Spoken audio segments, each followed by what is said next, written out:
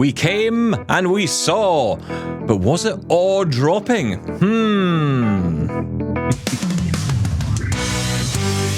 This is Double Tap, where blind people talk tech. Here's Stephen Scott and Shaun Preece.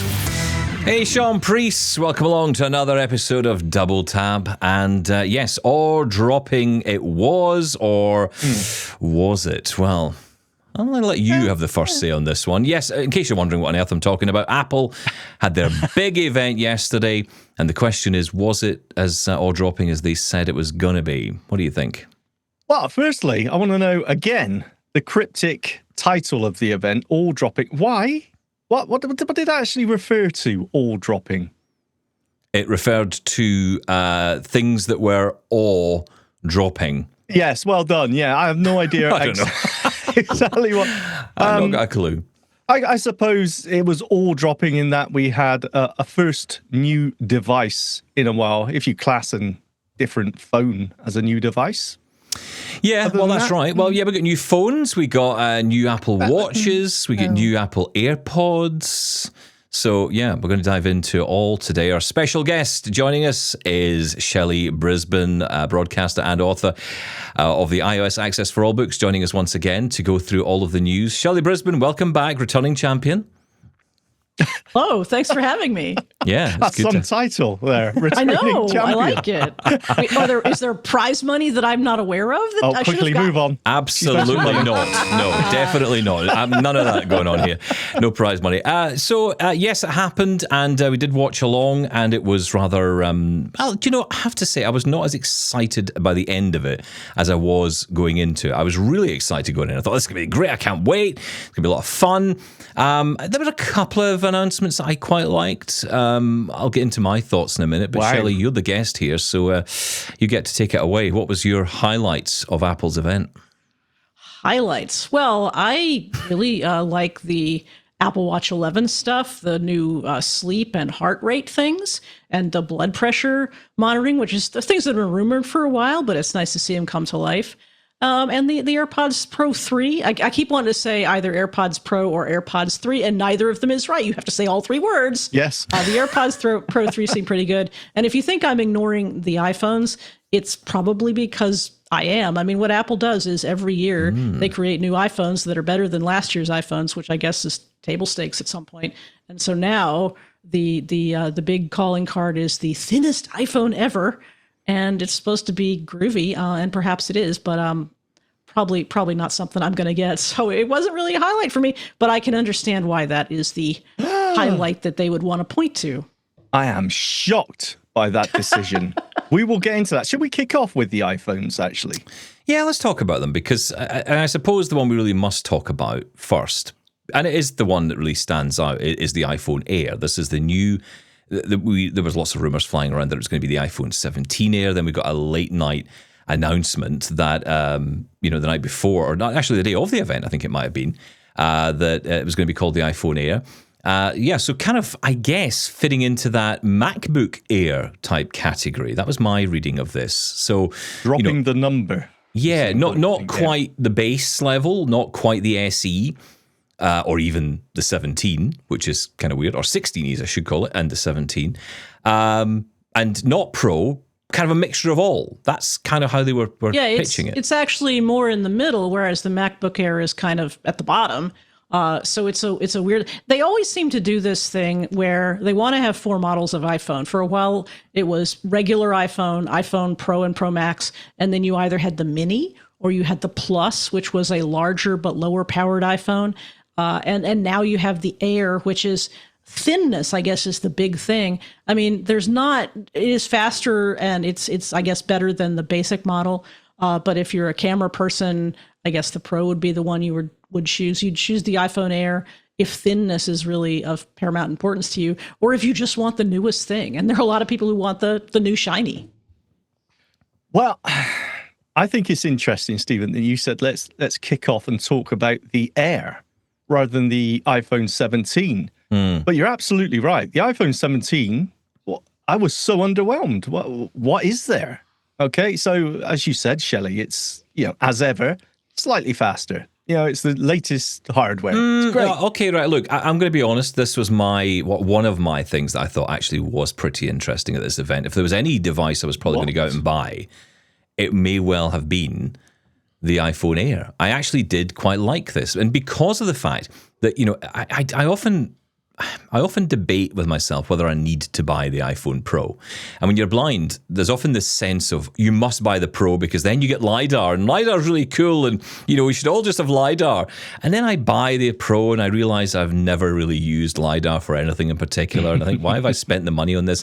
And, I kind of like the idea of having the Pro features and a nicer camera, arguably, although we'll get into that.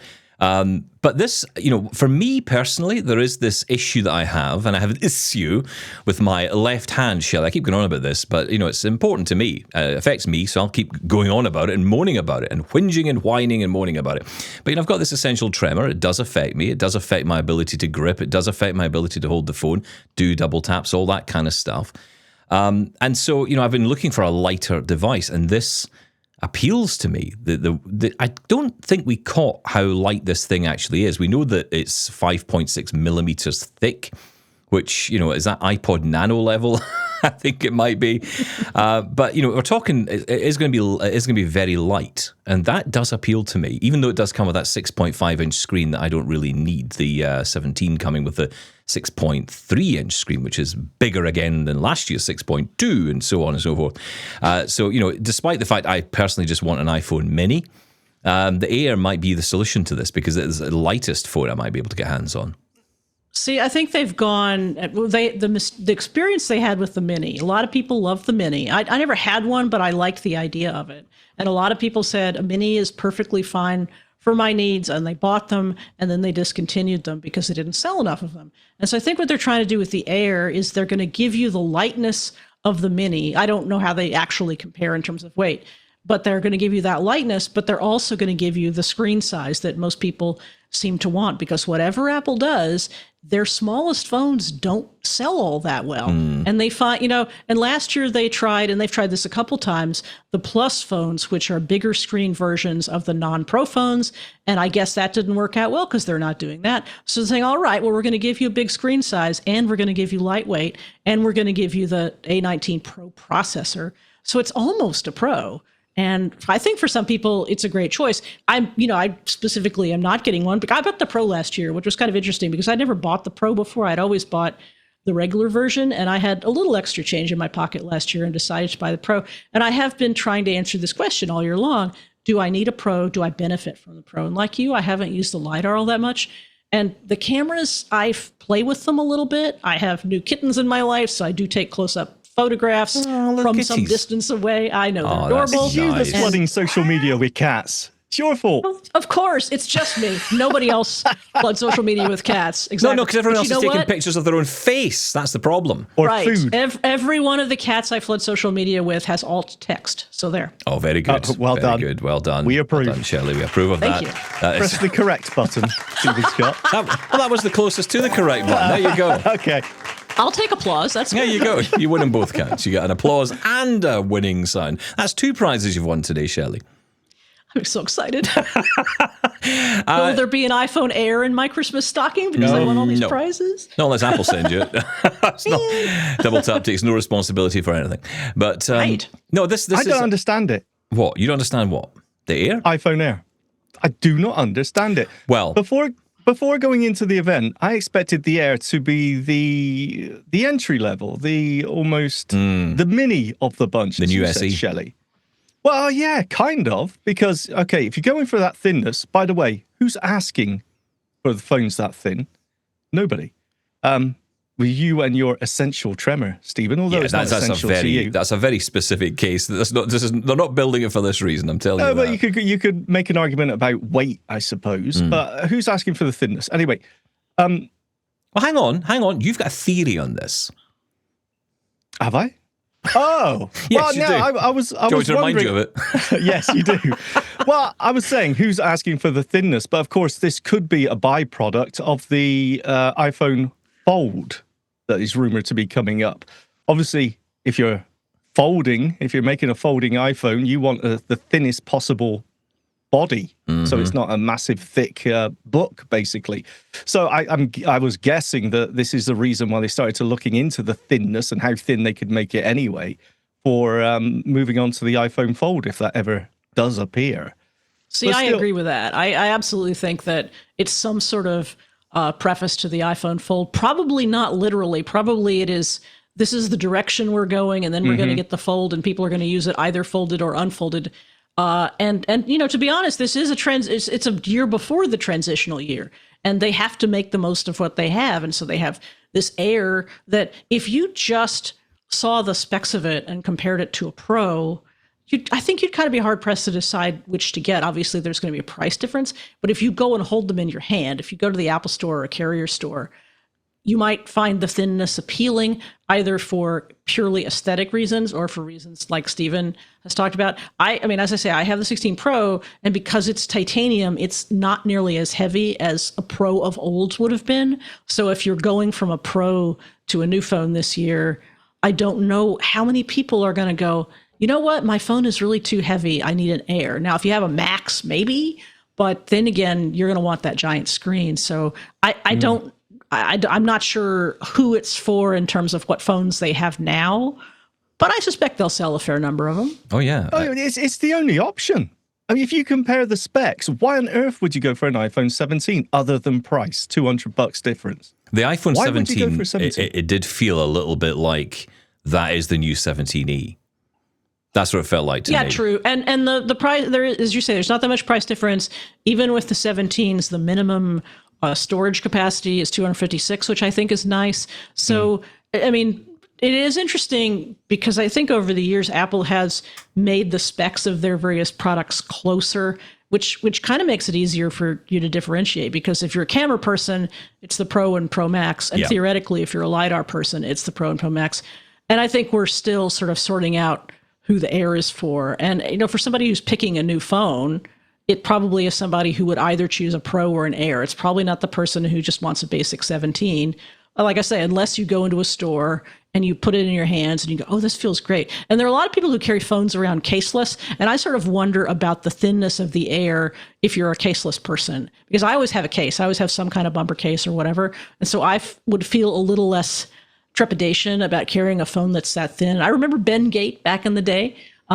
So I assume they've sorted that out, but I just wonder how it feels in different size hands, and whether if you have small hands, for example, it's really great because it's super lightweight. But if you have big hands, or you worried you're going to crush it, I don't know. It'll be interesting to see how they feel in the hand. I think the answer to the question you asked there, Shaun, about, you know, who's this for, or what is the purpose of this thing, kind of stood out for me when the Pro was showing up.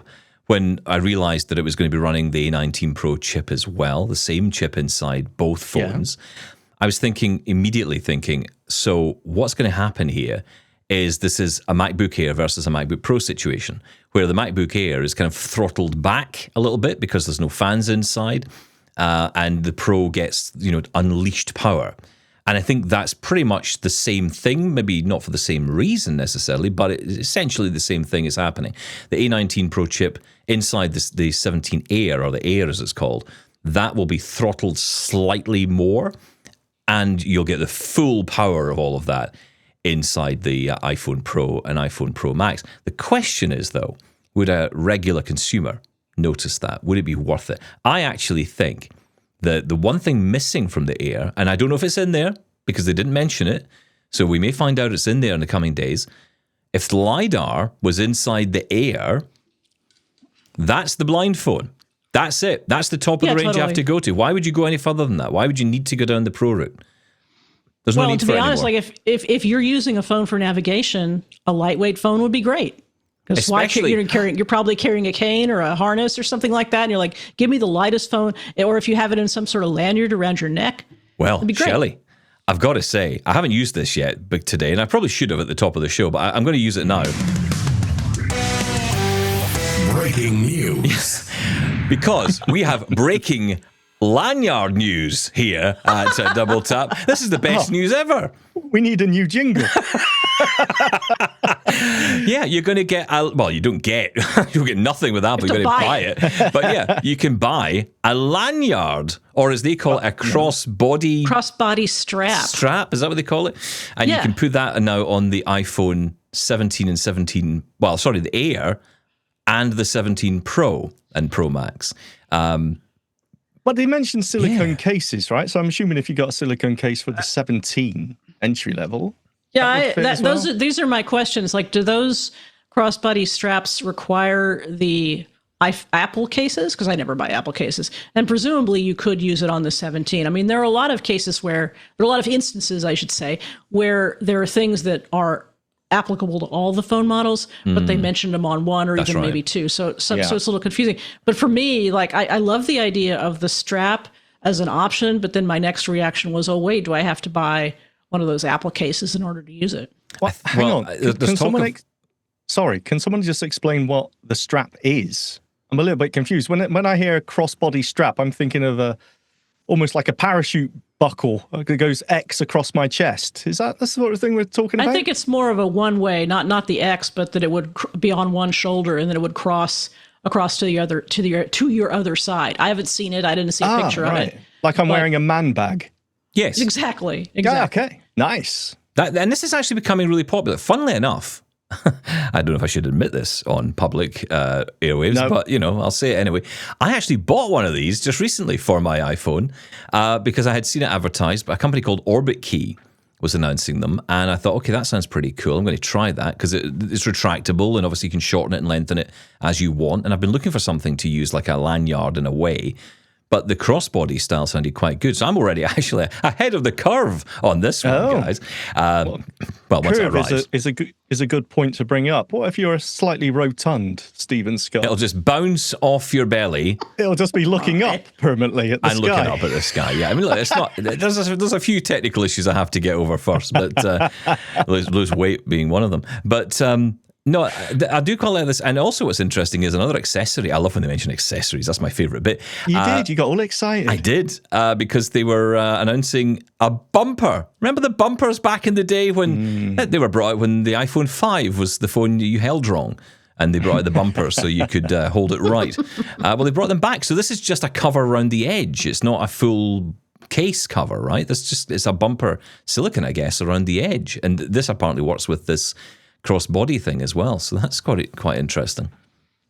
Or hopefully whatever connects the crossbody to the case is just a standard sort of hook and eye kind of thing, and that people will be able to come out with other cases, because I've never bought an Apple case. I've used them.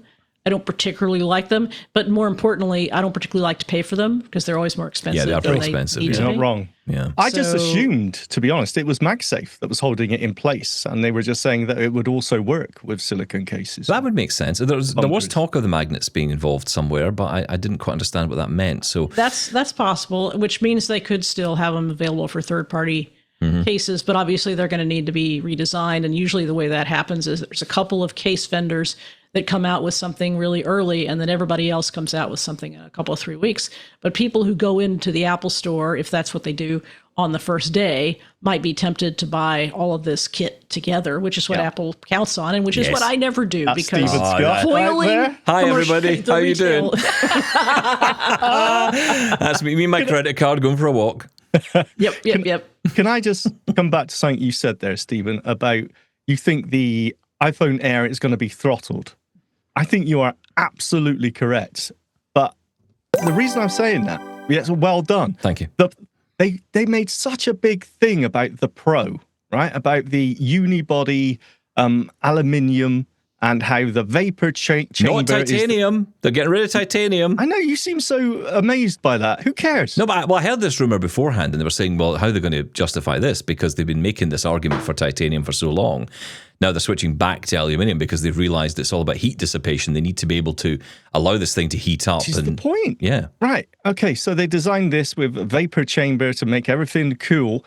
And then they announced that it's running exactly the same chipset as the iPhone Air, which is titanium, which is incredibly thin, which didn't mention anything about cooling.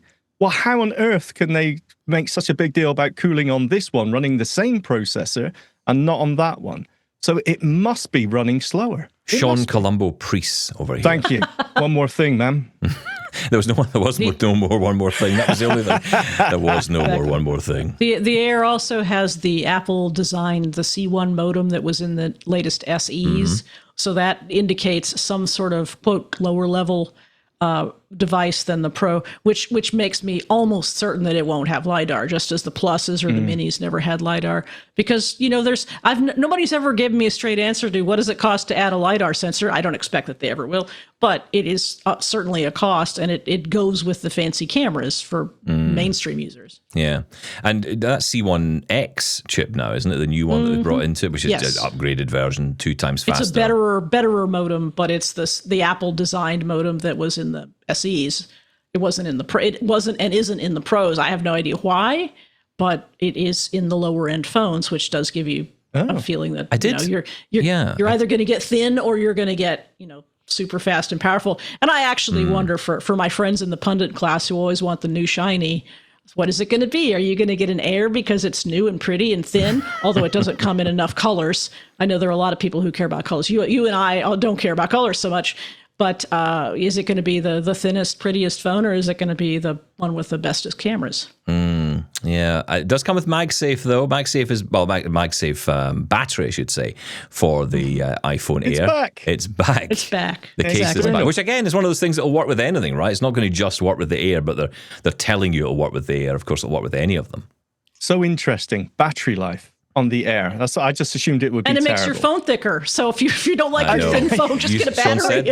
Sean said that during the event. He's like, if you want your phone to be an iPhone big again, an iPhone fat again, then there you go. But it gave you, and then they cited 40 hours of battery life with the MagSafe accessory on the back of the Air. The iPhone 17 Pro Max, they stated 39 hours of battery life. I would argue that, especially in our community, people go with the Pro for the battery life. Battery life and LIDAR. That's true. Yeah. Again, why would I go outside the Air? The only thing that's put me off is what is the performance hit here? How much slower is it going to be? I don't think it's going to be. I mean, honestly, do you think that's going to be a slow phone? I mean, look, there's people running iPhone SE second generations that are still not complaining that much about speed. We'll have to wait for the benchmarks. And I think the thing that differentiates phone speed is probably stuff we don't care a lot about, like refresh rates and graphics processing in games and stuff. Because what are the examples the first examples that they always use for a new phone? Look at how fast it runs this game. Yeah. Okay, well, that's probably not going to be an issue for most of us. And they always determine battery life on video playback, which for us, again, isn't a big deal. Which makes sense because that is one of the toughest uses to which you could put your phone. Now, would I like a benchmark that's all-day voiceover use? Sure, I would. That would be great. Turn on your screen curtain, you'll get way better battery life. That's right. Yeah.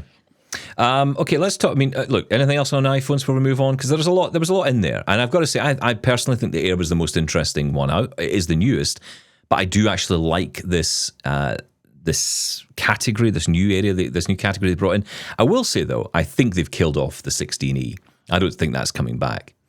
I think the base model of the iPhone range now, the 17 in this case, is your base model. I don't know why you need to think less. The 16E is still in the product line. One of the last things they said was, now here's how they said it. They said iPhone starts at $599 for the 16E. So that's your budget phone. That's your SE, which we knew all along, and it'll probably last for a trailing year. But you're probably right. They probably won't come out with another model, because every time they sort of fill this spot that was once the Mini and was then the Plus and is now the Air, they try to fine tune, how can we sell that middle phone? Because the phone that they always seem to sell the most of are the Pros and the non-Pros that are just the straight ahead models. And they really have trouble with this little outlier phone, whether it's the Mini or the Plus or the Air. And so it'll be interesting to see whether the Air breaks that trend. I think style will win over everything else, to be honest. That's a fair point. That's probably what it's going to go for it, for sure. Yeah, and in terms of price, it starts at $1,000 US. So that's what does the 17 start at, Shelly? Is it $699? I don't remember. I think it's probably $799. $799. $799, is it? Right. Okay. Yeah. $799 256 gig. Right. So that was it. Like I say, that all of them are going to have at least 256, which is nice. They always have to keep increasing them. And if you want the Pro Max with 2 terabytes, by golly, you can have one. Wow. Yeah. How much does that cost? I don't know. $2,000? Sounds like it. I'm not buying it. I don't know. But yeah, $1099 it starts at for the Pro range. 11. I think it's 11.9, about $13.99 maybe for the Pro Max. It's pretty expensive. They're always expensive. We know that anyway by now. I just want to say something about the front-facing camera. I thought was thank goodness you mentioned that. Yeah, a standout moment. This what do they call it? Center stage. I sort of always tune out when I hear that because I think it's just it follows you around the room when you walk around. I never walk around. It's fine. I don't care about that. But one of the things they mentioned, and I think all of them had this, the entire range, was taking a selfie or taking a picture and you not having to move your phone from landscape to portrait. You can just flick it or it will also decide if someone joins. Yeah. Using a new sensor that's square, you no longer have to, move the phone physically to change it to a landscape photo. I don't know why that excites me, but it does. I think it's great. I'm old long enough to remember around this stuff back when people were taking vertical video and they got a lot of crap for it. And so everybody started taking landscape video. And then Instagram came along, which is square, and they said, let's go back to vertical video. And so now the style is vertical video. And I'm like, look, I just want all the people in front of the camera to be seen by the camera. And it's great that they brought center stage to the iPhone. What they really should bring it to is all the iPad ranges. We'll see the next time we get iPads announced, because for family FaceTime calls and things like that, I think that's what it's really for. It's not for those of us who are sitting in our chair. Steven's already told us not to move, so we can't move around and be center stage friendly. Right. But if you're on a family FaceTime call, your little kids might be wiggling in and out, and grandma's here, and then she's left, and grandpa wants to show Steven's his... there, they won't. Nope, they're staying They'll be too terrified to move like us. But it is interesting, though, because like my mum and dad, they'll make a FaceTime call on their iPad to me. And, I don't have to worry about where the iPad is because it'll automatically find them. So as my dad moves in, my mum moves in, it kind of goes between. And it makes it very hard because my mum will maybe stand up and say, hey, look, I got a new pair of trousers I want to show you. Of course, all it's wanting to do is see her face, and she can't understand why the camera won't move. And it's so funny, but that's the thing. I mean, it's kind of built to do that. It's actually pretty cool. Okay, lots of stuff on the iPhone. We'll no doubt more to break down on that over the next couple of weeks as we get more details. I want to talk about Apple Watch.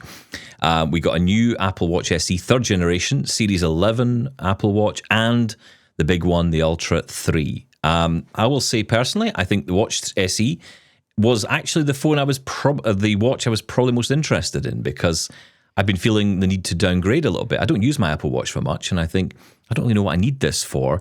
And if I'm going to have a new watch, I want something that's fairly simple, plastic design. Don't really need to worry too much about smashing it to bits, as I think I may have done with my Ultra 2. So, I don't want to, do that again. So I thought, okay, that might be the one I go for. Then I hear Series 11 is getting a new sensor.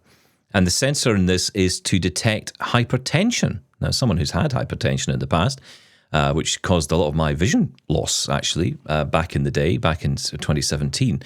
I would actually quite like to have known it was coming, or at least know that there were signs of it. So this actually is a good reason to look at the Series 11. For me, anyway. Again, it's all about me, Shelley, as you well know.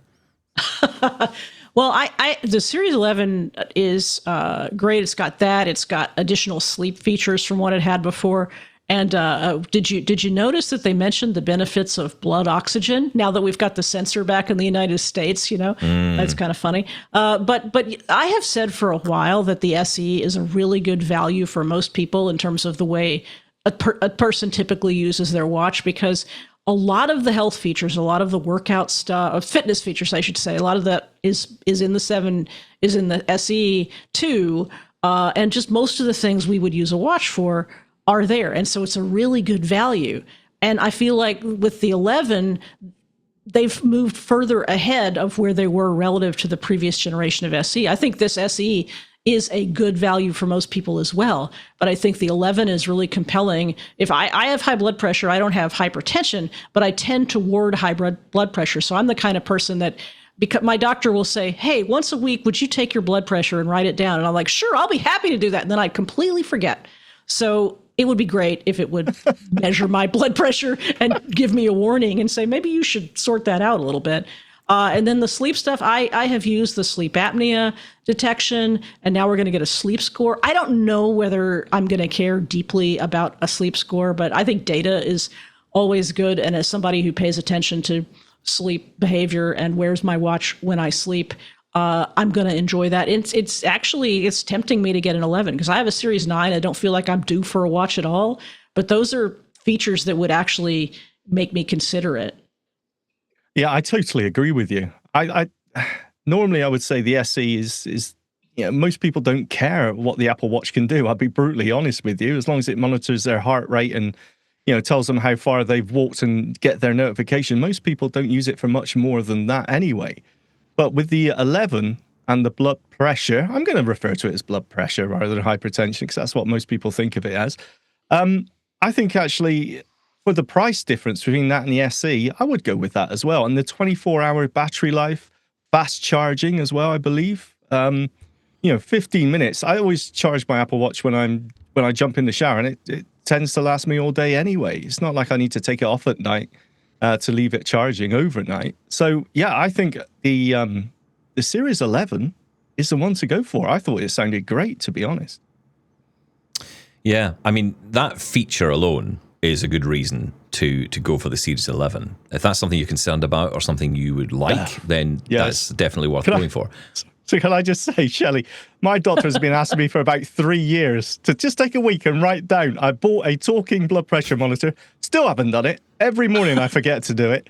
So yeah, something like that. I have a blood pressure cuff on my bedside table and I still don't do it. I know. I mean, we're terrible. We don't deserve to live, basically. No, exactly. You don't deserve to live. You don't deserve an Apple Watch Series 11. SE for you. That's all you get. Well, that's the thing. So the SE doesn't have that, right? It's got pretty much everything else. And I would say, if I'm honest... No, it has wrist temperature stuff. It has heart rate monitoring. Yeah. So I think if you're not concerned about that, or if you're primarily using the watch as a fitness device, or if you haven't had an Apple Watch before and you're like, wait, I wonder if this is interesting... I don't think the SE is a bad watch to try. Or I don't know, maybe you have a kid or a teenager who wants to. That's what Apple wants to market it as, like the teenager's watch. And I grew up with Depression era parents who would have been like, I'm not giving you a watch that's $249 when you're 15 years old. But we live in modern times, so things have changed. But do you not think that the SE third generation is actually the Series 10 in disguise? That's what it feels like to me. Does have a faster chip. It is kind of. I mean, I pretty much. And this, I've like I say, I have a Series 9. Love it. Didn't buy the Series 10 last year because it just wasn't time for it. But I still think the SE is a great value. Good joke there. Didn't realize you did it. No, that's good. I mean, look, I think all these watches are great. Ultra 3. Got some updates as well. Not that many, though. Sell it to us, Stephen Scott. Sell it to us. Sell it to you. I can't. I just can't. I'm going to sell... I'll tell you what I'm doing. I'm selling my Ultra 2. I don't need it anymore. Also, you've broken it. Broken screen doesn't help. But I think I've broken it. I don't know. I just... Something feels a bit off on the screen, so I think it may be that I've smashed it. But anyway... and so, therefore, I think I would probably go for the Series 11 if I was going to go for anything. The Ultra 3... What's in there now that's so different? I couldn't really think of anything that was particularly the satellite brilliant. access. If you really are using the Ultra 3 as, when you're out hiking off the grid or whitewater rafting. I was going to ask you, Stephen, did you smash your screen when you were whitewater rafting or when you were hiking the Grand Tetons? No, I was leaving the room. I was leaving this room and I hit the door. That was the extent of my... door. And how quickly did you fill your exercise rings that day by doing that? I won't say what I did that day. No, don't. Let's just move on from that. I won't finish that sentence. But no, look, I think it feels to me like with the iPhone Pro and with the Ultra 3, all these devices have kind of gotten more pro in their own areas. So if you're like really into the pro stuff, these new devices are very much for you. If you're a regular consumer, like we all are, I don't think you would look at the Pro range or the Ultra range here. No? Again, battery life. That's the only reason we care about it. That's the only reason I would go with the 24 Ultra. hours, though, for the Series 11. 24 hours versus 36 for the Ultra 3? No, I think it's 42 now. It's 42. It's a lot. 42. I think 42. it's still closer than it used to be. Used to be, I think, I don't remember what the older Series 9, 10 watches were, but they didn't claim to get as much. So I think the Series 3 is coming up while the Ultra 3 is going up at a smaller rate. There's a waypoint face for the Ultra 3, so if you're navigating with your eyeballs, I guess it's great. I don't know what it does for you if you're a voiceover user. There's the satellite access if you're off the grid, which is not paid. I had already written down how much does that satellite access cost, or in my usual shorthand, how much? Yeah. But then they said it was free. So if you pay $800 for a watch to go off the grid, I guess it's the least they can do. That's actually a really great feature, the satellite SOS. Yeah, totally. And it is intended for what the Ultra is intended for, right? So makes sense. It's not something I'm going to buy. I know people who are just, Apple completists and who have a little more money than is probably good for them, and they bought the Ultra. And then a year later, I heard them going, well, I don't know really why I have the Ultra, because the Ultra hadn't been updated in a Shelly. while. How you doing, Shelly? You all right? I just Sorry, I'm in the wrong crowd, but anyway. Action button. The action button's cool. It's a fantastic voice recorder. Yeah, it's a great voice recorder. Well, That's there you all go. I use it for. It's If I want ridiculous. an $800 voice recorder, I think Zoom has some nice devices I can buy. I also said during the event that I've already accidentally dialed the police trying to turn off my Apple Watch. The last thing I dear. want to do is get a Don't do that. air rescue helicopter landing in front of me by accidentally calling the satellite SOS. I would So say, though, I not for only me. once had experience of not using it. I didn't use it for anything, thank goodness. But when I was in the wilds of Canada on my holiday last year, a year before, I think it might have been, we went to, we were on the Rocky Mountaineer train, so it's traveling all the way through, Canada, and very good. And I checked my phone at some point, and up comes the little satellite. And I thought, if this train breaks down, I can contact people and let them You're know. set. I can let before. Obviously, the next thing I was be a thinking was, hero. well, I was also looking around thinking, who would I eat first? Because obviously in that situation, you got to think about survival, and you got to think, okay, which passengers here are going to get picked off Is first? there an app to help you make that decision? I couldn't find one. good. No, I couldn't get any signal to check to search for that. That was the only thing. Good point. Can only get the satellite. So that's the Apple Watch series. Now, Apple AirPods Pro 3. This one, I've got to say, did excite me a little bit. I was quite excited by this for a number of different reasons. And I'm kind of picking bits, a bit like what the Apple event does, right? They talk about certain features that pop up.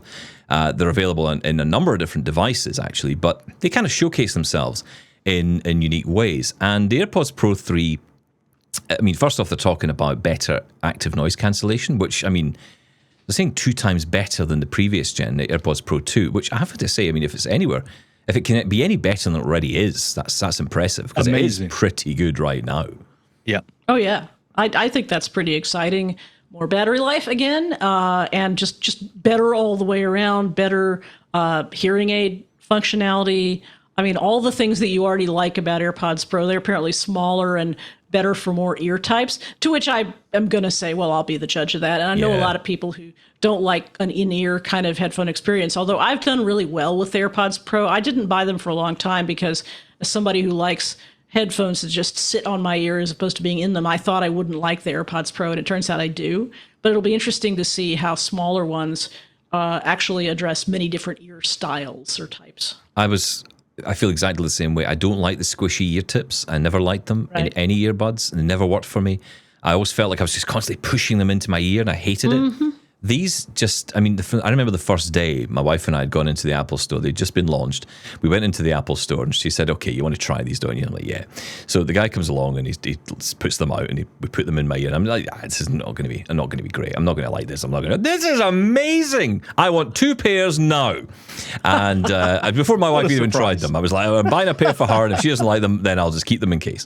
And, honestly, they were so good. I really like them. And I have friends who are the same who just do not get on with them because they can't get them to fit. So I'm hoping these new 5, they're going to give you 5 different ear tips now to try. And of course, you've got that ear fit test in the app as well to be able to make sure. You mentioned, you mentioned battery life. I want to quickly mention that. Smaller.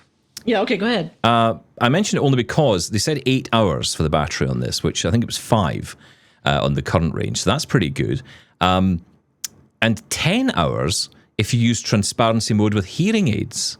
Or hearing aid mode, I guess. So that's pretty impressive as well. Yeah, it is. I think I am somebody who does. It's funny because before I had AirPods Pro, I had regular AirPods, and I would often come up against the battery life limits. And when I got the AirPods Pro for a while, I really didn't. Like, I would always just put them in the case, and I wouldn't run out of battery before I needed them. But for whatever reason, in the past year or so, I've been just listening to more audio, and I use them as headphones for things like this, for talking on calls or, the like. And so I'm using them more. And so I am running up against the battery limitations occasionally. So I'm excited for more battery life. What about heart rate sensing? That exciting, That's anyone? super interesting. Yeah, I think it's great because, if you don't have an Apple Watch for whatever reason, you don't have to buy all the Apple things. It's true. You can do that with your AirPods, and obviously it isn't as much health information as you can get with your Apple Watch, but it's a start, and I wouldn't be surprised if that's a direction that they want to go. So, okay, you're not going to buy an Apple Watch, well, we're going to help you find out your heart rate anyway. Yeah, and that is a pretty cool feature, I've got to say. And this is really for the day you're going out without the AirPod or the watch on, right? Because you can get this through there. And that brings us to another interesting feature, which is this new Workout Buddy. Now, we heard about this back at WWDC, this Workout Buddy, which is it's like an AI-based thing, I guess, which kind of talks you through your workout, whatever you're doing. And it'll work with the AirPods now, and you can start workout routines or whatever it might be, or start your workout with the AirPods now, which before, I think a lot of that you had to start with the watch, didn't you? Yeah, so it's more hands-free, which is great for us because we don't have to fiddle around with screens and, flicking back and forth and all of that. And I know that Workout Buddy came in for some criticism because do we want AI in our ears? And usually I'm a definite no on that sort of stuff. Don't give me more AI. There's enough to deal with. But for some reason, it seemed appealing to me because I guess it was giving you information that you wouldn't necessarily be able to intuitively get in other ways. Like it's going out and finding trends or exercise information that maybe you're not necessarily looking for. And so, it could be terrible. It could drive you crazy. It could be, I don't like my little AI friend in my ear. But it also, I think for some people, could be kind of cool. I'd be willing to try it.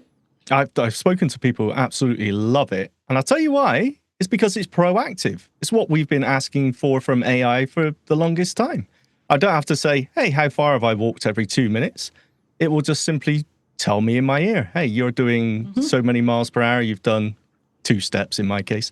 Well done. Keep it up. So that sounds perfect to me. As long as it doesn't get too much, too often, then I'm all for it. Sounds great. This is the thing. They showed a video of people using this. And of course, they did the kind of inspirational video of people, using it, and everyone was in tears and how they'd gone from doing nothing to something. And, and it's a little bit cheesy, okay. But you know what? That's the kind of tech I'm interested in right now. For me, I'm thinking I want to get a bit more active. I don't want to become a Paralympian. That's not my intention. I don't want to become a rock climber or a mountain climber or whatever else. And if I do, then I'll buy an Ultra Watch 3. Fair enough.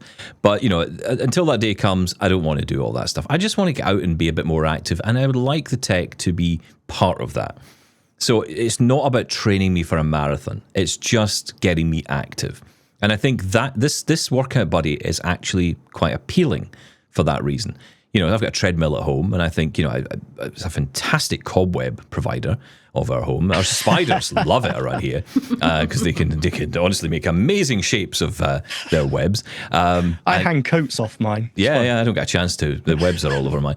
But, that's the kind of thing I might, dust it off and think, let's try this and see how it goes. With the Apple TV and with Fitness Plus, you can enable a lot of these functions via the watch. I found the whole thing a bit fiddly. It's all right and it's good and it's very accessible, and they do have audio described sessions, and let's be honest, way more than anyone else has in this space. Yep. I'm looking at you, Peloton. I'm looking at all the other fitness services out there. Fitbit, for example, from Google, which still even the devices themselves aren't particularly accessible. Right. You can really see where Apple have, they really do embed accessibility in every possible way.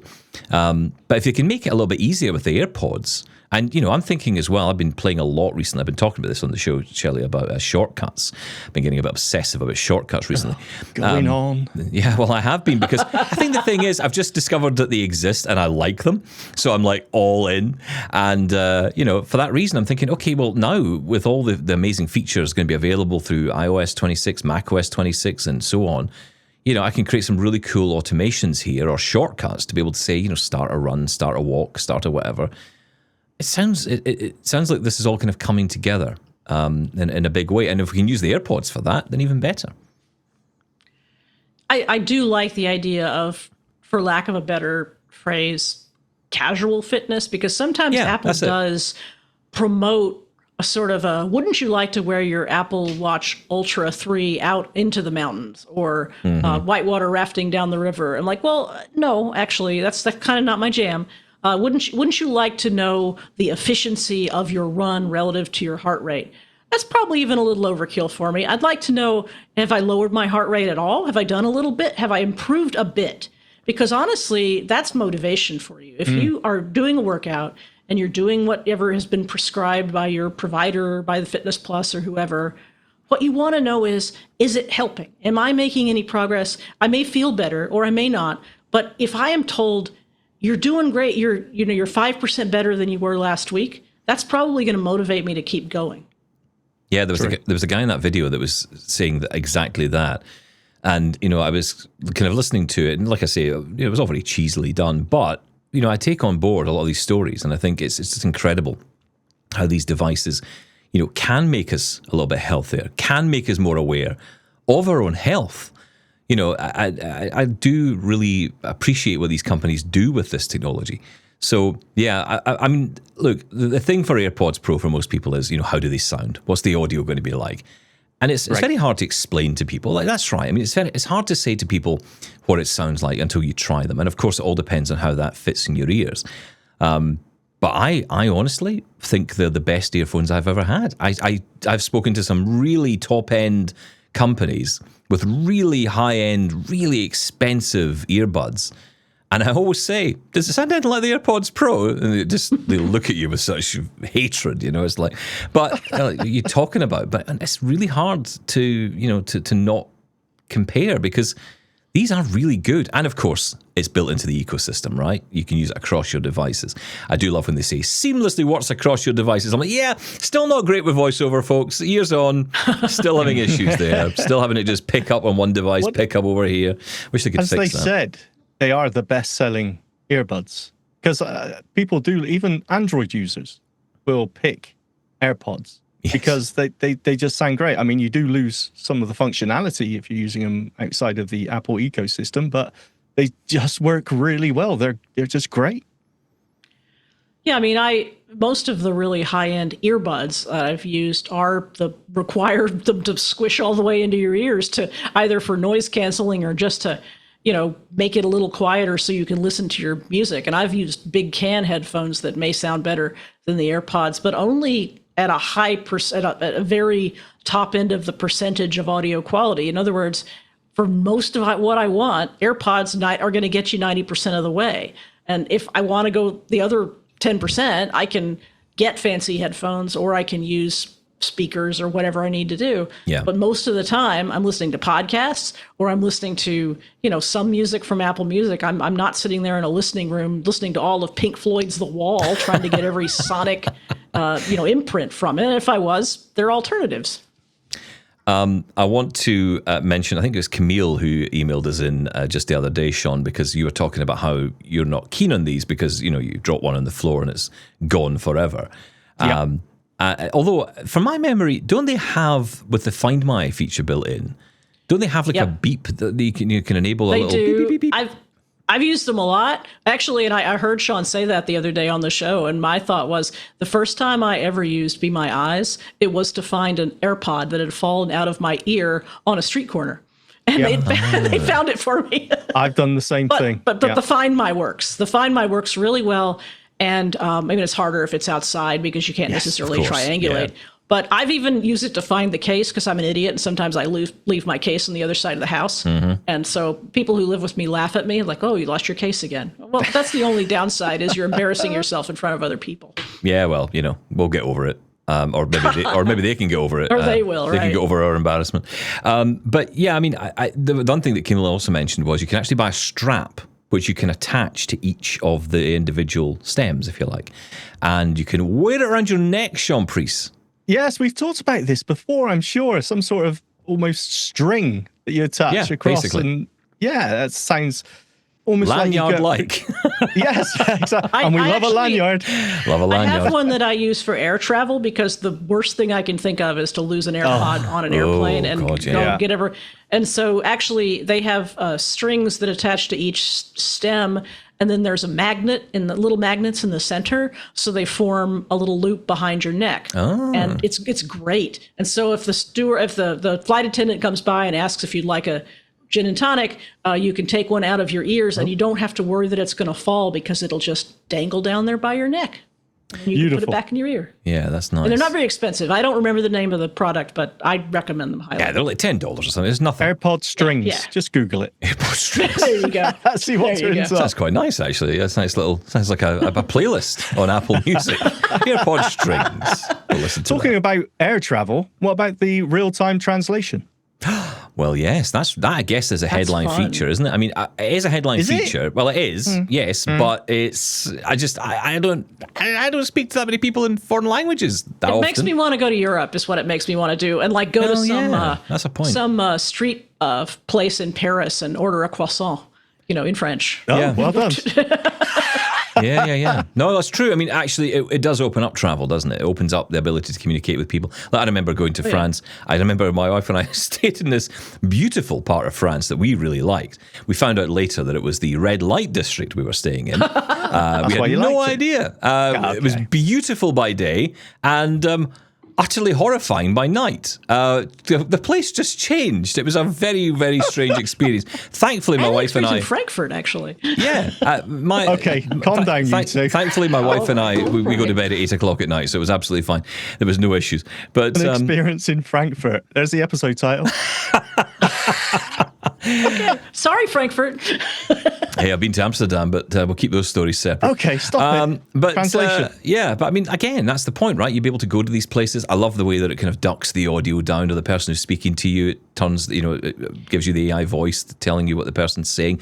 You can have your response played out on your phone, either in audio or in You can already text. do this on your phone, though. Well, I I can make an accessibility case for it too, Oh. because if I go to some place and I interact with somebody who doesn't speak the same language I do, often, especially if they perceive me as somebody with vision, they're going to try to communicate with me in some visual way. They're going to hold up two fingers, or they're going to point at the croissant I want, and I'm going to have no idea what's up with them. If I can communicate with them in this way, if I can use their language without using their language, maybe I'll have fewer interactions that go, I'm blind. I don't know what you're saying right now. I would love for this to become an accessibility feature down the line where, and it may be possible, I know that there's a lot of companies working on this idea, where you could have someone talking to you with sign language and the phone turn that into audio for us. Oh, yeah. And then, essentially hold your phone up and sign language is represented back, what you're saying, back to the individual. That's possible. I know it's possible. There's loads of companies working It on should it. be. But Yeah. that would be something that'd be amazing to get built into an iPhone, because that feels to me the next level, right? It's like that's the. I remember I've said this before on the show, but I worked in a building for many years with many deaf people. I couldn't communicate with any of them. I just felt terrible about it. I couldn't communicate with them. My first college internship was for a state agency that assisted deaf folks. And so if you can imagine me working with the deaf staff and I'm the intern coming in and I'm just like, I can't understand what you're saying. Yeah. It's my fault, not yours, or whatever. It was a challenge to communicate. It is. And you feel really disconnected from people. I worked beside people for Exactly. 10, 15 years. I could never hold a conversation with them. I had no idea if they said hello or what they were saying to me. And, if there was any kind of sense of panic in their communication, I didn't know what they were meaning. It was very difficult and very exclusionary and I imagine very isolating for them. And certainly for me to some extent, but more so for them.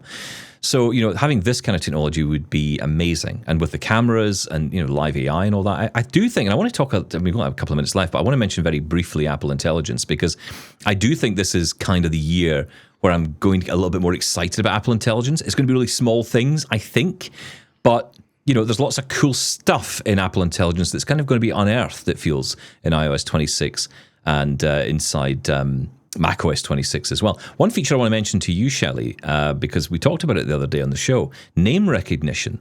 Did you hear about this inside the Mac? I think it's inside the iPhone as well. Well, I guess it's the Mac and on AirPods, right? Because if somebody comes up to you when you're listening to your AirPods and says your name, it'll duck whatever you're listening to so that you speak to them. And so, yeah, I think that's a cool feature, and it's one of those unexpected sort of things. It's not when you say to somebody, what is it that AI can do for you that you want them? That's not the sort of a thing that they would think of, but once they have it, they're like, oh my God, that's so clever. Yeah, that's what I love about what they do. Listen, it was an interesting event for sure. I can't wait to get you all back together again, and we'll have a chat about what we think about this in a couple of weeks' time. Hopefully, we'll maybe get hands on with some devices as well. Shelley, as always, it is wonderful to have you on the show with us. Thank you so much for being here. Thanks for having me. It was fun. Yeah. Thanks, Shelley. Thank you, Shelley. And of course, don't forget to check out iOS Access for All, the new version of that coming soon. We'll get Shelley back on to talk about that near the time. That is it for us today, though. Thank you, as always, for watching. Don't forget you can check out more with Double Tap Extra and our website, doubletaponair.com. Shaun Preece, I'm off to spend money, I think. What a surprise. I'm not. Air, Have fun. Watch 11, AirPods. September 19th, everything's available. Bye-bye.